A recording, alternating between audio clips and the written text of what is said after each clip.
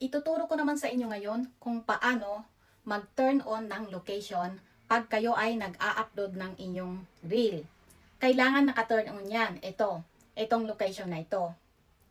Pag mag-upload ka ng reel, dito mo siya ito-turn on. Nakikita nyo itong arrow na to, yan lang po ang itatap ninyo para ma-turn on nyo ang location. Makikita nyo dyan, add a location so people can easily find your reel about that area.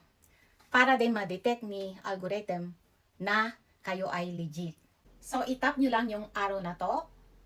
Pagkatapos dito na kayo mapupunta. I-type nyo dyan yung location ninyo. Halimbawa, Manila, Philippines, kung saan man kayo, no? Yan, halimbawa lang yan.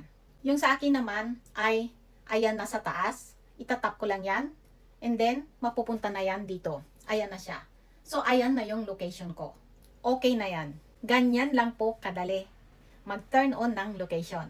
Pagkatapos, makikita nyo sa post ninyo, sa reel ninyo, sa feed ninyo, kung titignan nyo, ayan, nakasulat na dyan yung inyong location. Ayan, kagaya nyon. Iyan ang aking location na nilagay. Ayan o.